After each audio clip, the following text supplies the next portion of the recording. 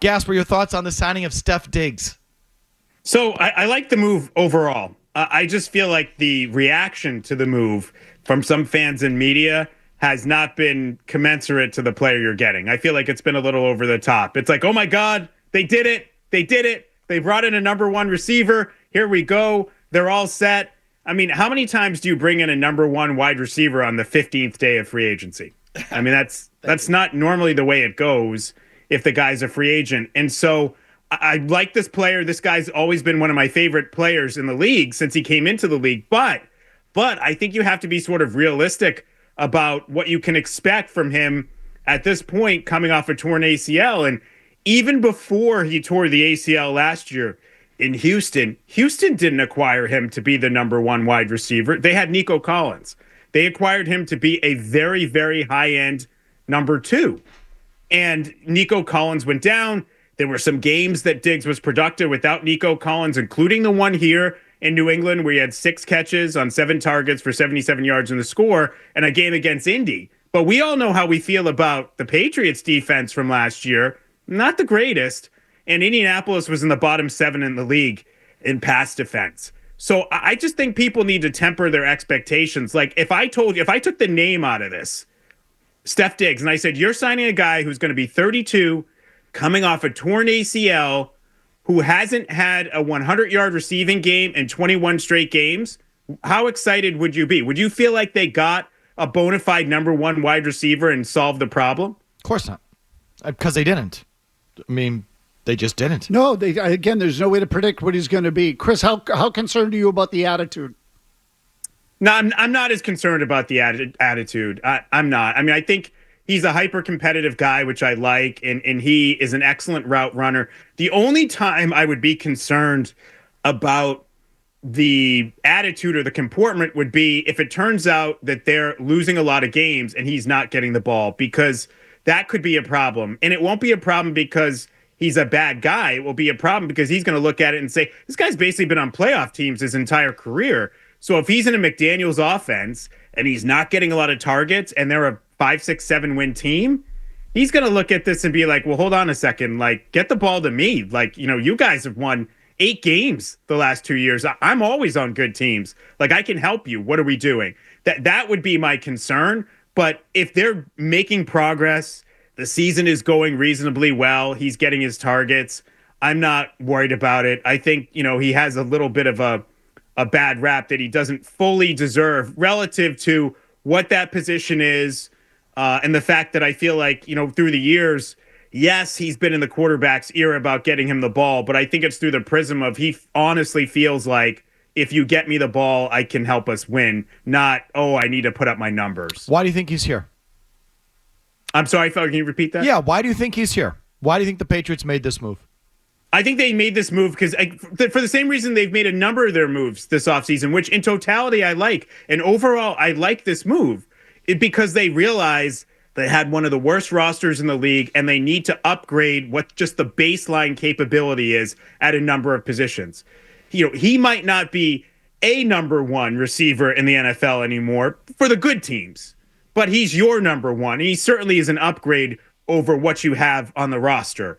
And I think that they look at that and say, you know, we really need to raise the floor. Whatever we're going to build, whatever foundation we're going to build upon, we need to raise that foundation a bit, right? You know, we need to put some pilings in or whatever, however you would describe it, in order to be able to build on what we want to do. And I think that's ultimately why he's here, that and that they struck out on their other more certain options.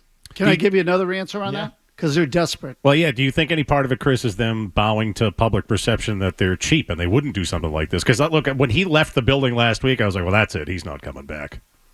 Yeah, I'm with you, Murray, from the standpoint if I didn't think once he left, I didn't think he was going to sign with them. I don't know if it's a, you know, oh, we're cheap thing. I don't think it's that as much as they knew what their major needs were, and this was one that hadn't been addressed.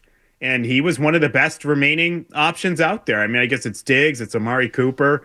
And it is interesting that when they had the big, I guess, you know, free agency championship parade with Milton Williams and those guys, that, you know, Vrabel talked about, well, you know, Zoe Alonzo Highsmith, who's a longtime NFL personnel guy and very close with Elliott Wolf. You know, he says, well, you know, somebody's going to shake loose or something's going to happen. I mean, they made it sound like they were going to wait and they were content to wait to see if there was some malcontent receiver on the market or the draft. And then a few weeks later, they're going out and doing this. So I don't know if that was their actual intention, if they were just trying to bat back, public sort of, I don't want to say it was outrage, but disappointment at not upgrading the position, or if they really said, you know what, we have to make sure we do something now. And then if that guy does shake loose later on, we'll add that guy to the mix as well. All right. Does this signing impact how you think they're looking at the draft or how you're looking at the draft? I don't think it impacts how they're looking at the draft because I think they already went into it claiming, we're just going to take the best player available. The great thing for them, they said best player available. We're not going to focus on need. The great thing for them, the only positive of trying to rebuild this roster is pretty much anywhere they draft is a need. So they can say they're taking the best player available and we can say they drafted for need because both things are true based on the roster as it is. It does change it a little bit for me. I feel more comfortable now taking Travis Hunter as a wide receiver than I did before because you have a veteran guy in the building, a guy who happens to be one of the best route runners in the league. You're not asking Hunter to be the number one right off the jump, and there's somebody he can learn from. So I would be more comfortable taking Hunter, who I don't think is going to come into the league and be Jamar Chase, Randy Moss as a rookie, but I think he could be productive. But again, asking him to be your number one to me felt like a really big ask. So I would be more comfortable taking Hunter at 4 now with Diggs in the building than I was before. Do you think he's going to be there? No. Because I don't think he's going to be there. Because you don't think Sanders is going in the top 3? I don't think he's going in the top 3. And as I said in the show email to you guys, if I'm the Patriots, this is what I'm trying to do based on, whatever intel they're getting. If it gets to 4 and there's no Abdul Carter and there's no Travis Hunter, at that point, I'm trying to get one of these teams to come up for Sanders or whoever, Mason Graham, whoever somebody wants. Because if you actually look at the teams behind the Patriots, a lot of them have a plan in place for left tackle. Like the Jaguars are 5th. They signed Walker Little. Now, it's a new coaching staff. There's some discussion down in Jacksonville. He might have to earn the job. It might not just be his, but they gave him a 3-year, $40 million contract. So he's on the team. The Raiders have Colton Miller at least for 1 more year, and they could always franchise him. He's their left tackle. The Jets drafted Olu Fashanu last year. He should be able to take over, at that position. Carolina has Akwane, who was pretty good last year.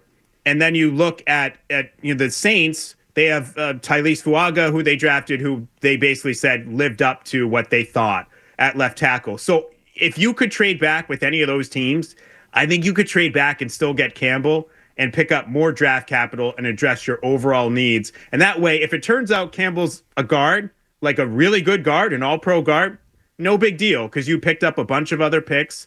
And somewhere along the line, either this year, next year, whatever, you find your tackle. So that's what I would do. I don't think Hunter or Carter is going to be there. And if they're not, I don't think they should just stick it and pick it at 4. I think that they should move down.